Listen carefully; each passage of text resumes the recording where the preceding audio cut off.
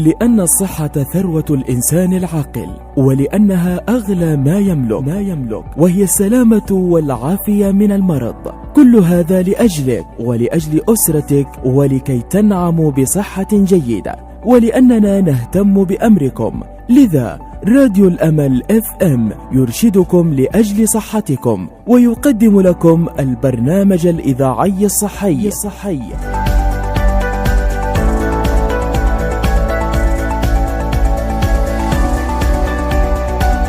كن بصحة.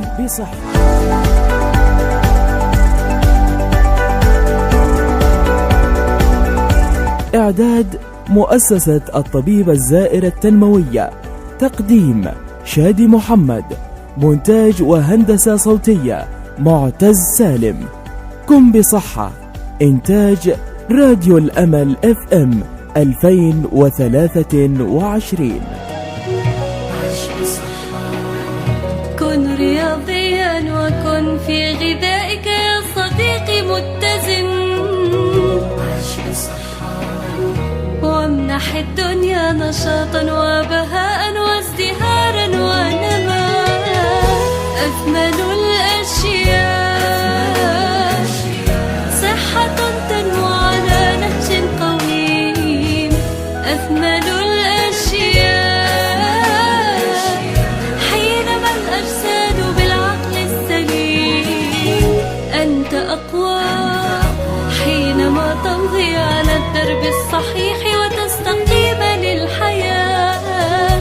أنت أقوى حينما تمضي على الدرب الصحيح وتستقيم للحياة.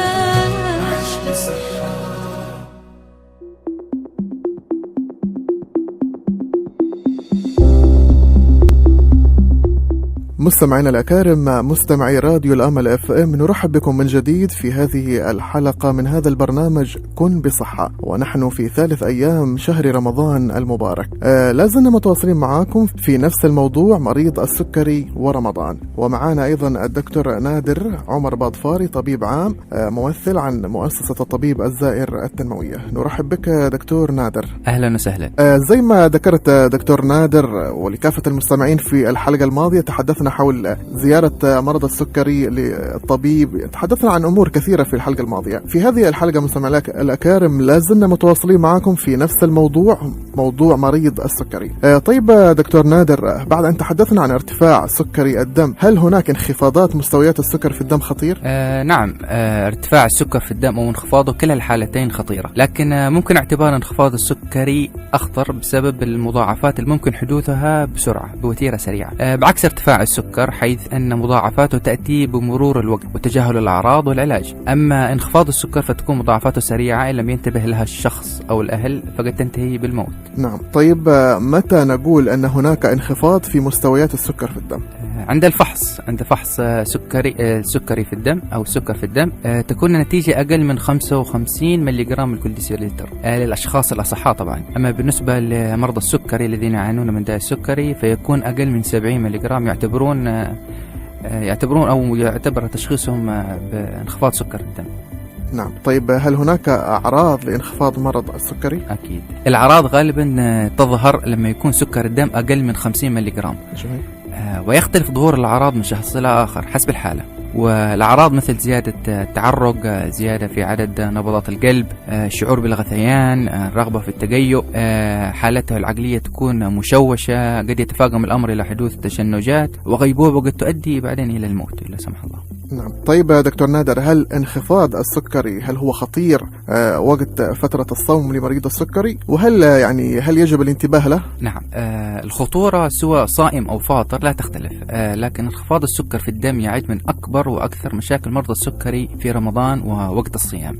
ففي وقت الصيام يكون الخوف من انخفاض السكر أكثر من ارتفاعه في مرضى السكري. لذا دائما ما ينصح مريض السكري بقياس سكر الدم أثناء الصيام عدة مرات، وإذا وجد أن السكر منخفض أو أقل من 70 فعندها قد يضطر إلى الإفطار حتى يتلافى مضاعفات انخفاض السكر. طيب ما برضو ممكن نسأل برضو ليش مريض السكري اللي في الأساس سكر الدم عنده مرتفع ممكن يصاب بانخفاض مستوى السكر في الدم؟ الجواب أنه بسبب الأدوية الذي يأخذها وحالة الصيام اللي يكون فيها الجسم خالي من السكريات، وعمل الأدوية برضه، وأضف أيضا العمل المرهق صباح أيام رمضان والجهد المبذول ممكن تسبب له انخفاض السكر، خصوصا للأشخاص اللي يأخذون أنسولين. طيب مستمعينا الأكارم، دكتور نادر، خلونا نطلع أو نذهب بفاصل قصير ونعود لكم من جديد.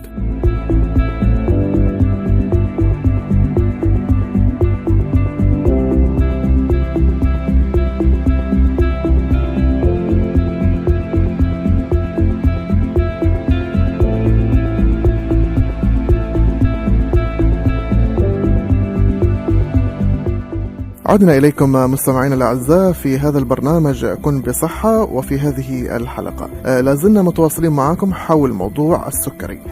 دكتور نادر، تحدثنا قبل الفاصل حول انخفاض السكري وهو خطير لمريض السكري. طيب إذا كان هناك خطورة لانخفاض السكر في الدم لمريض السكري، كيف من الممكن للمريض التعامل مع هذا الوضع؟ زي ما ذكرنا سابقا، ضرورة استشارة الطبيب المختص أو المعالج قبل دخول رمضان للحصول على النصائح بالنسبة للتغذية والوجبات والسعرات الحرارية وكمية السكر الموجودة في الغذاء، وتغيير جرعات الأدوية أو نوعها بما يراه الطبيب مناسبا لحالة الشخص. يعني العلاج اللي بيوصف للرجل العامل بمجهود عضلي يختلف عن الشخص العامل بمجهود مكتبي عن الشخص اللي بيكون جالس في البيت أو كبير السن. جميل.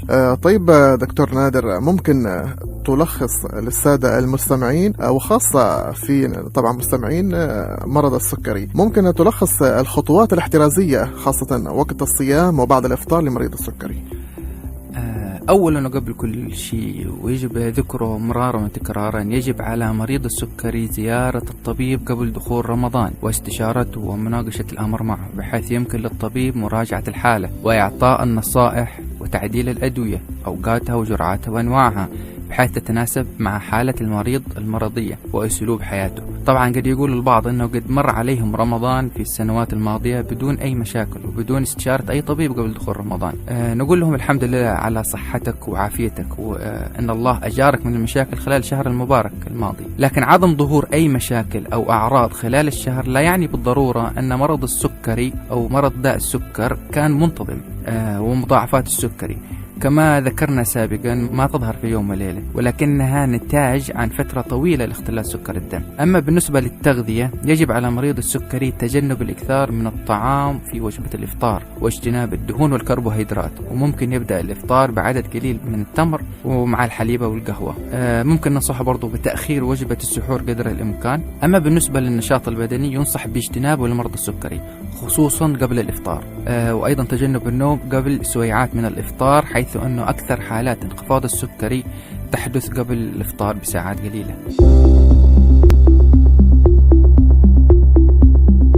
مرحبا بكم مستمعي الأعزاء في كل مكان في هذه الفقرة من برنامجكم كن بصحة. هذه الفقرة برعاية مديمة لأدوات التجميل والأدوية. بلسم علاجي. بلسم علاجي بمكونات طبيعية لمنع تساقط الشعر. سي ميد 300 ملي يقوم بإيقاف تساقط الشعر ويزيد من عدد الشعر الجديد بنسبة 21%. يقوم بتحسين بنية الشعر، يمنح شعرك النعومة والكثافة، يحمي الشعر من التلف، يحمي الشعر من العوامل البيئية الضارة، مناسب لجميع أنواع الشعر. طريقة الاستخدام: يتم وضع كمية مناسبة على الشعر بعد غسله بالشامبو ويترك لمدة 5 دقائق، ثم يتم غسله مجددا. وللحصول على أفضل النتائج ينصح باستخدام الكورس المتكامل من سي ميد للعناية بالشعر. شامبو، بلسم، لوشن، أمبولات، صناعة بولندية.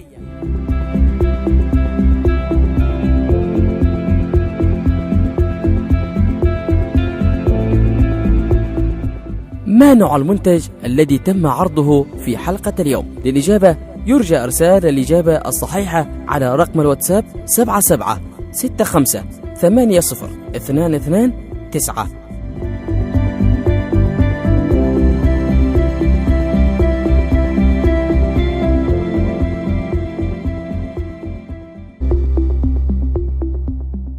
إذا مستمعينا الأكارم، مستمعينا الأعزاء، نهاية هذه الحلقة من هذا البرنامج كن بصحتك. نشكر الدكتور نادر عمر بطفاري على هذه المعلومات الوافية لمرضى السكري. مستمعينا الأعزاء، إلى هنا وصلنا إلى نهاية هذه الحلقة. لقانا يتجدد بكم في حلقة يوم الغد وفي نفس الموعد. في أمان الله.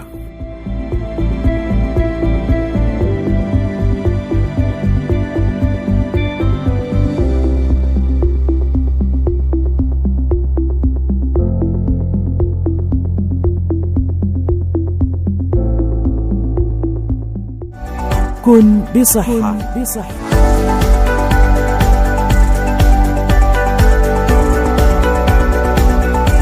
إعداد مؤسسة الطبيب الزائر التنموية.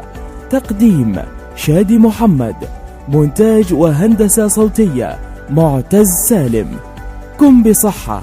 إنتاج راديو الأمل FM 2023. كن رياضيا وكن في غذائك يا صديقي متزن، وامنح الدنيا نشاطا وبهاء وازدهارا ونماء. أثمن الأشياء صحة تنمو على نهج قويم. أثمن الأشياء حينما الأجساد بالعقل السليم. أنت أقوى حينما تمضي على الدرب الصحيح وتستقيم للحياة. أنت أقوى حينما تمضي على الدرب الصحيح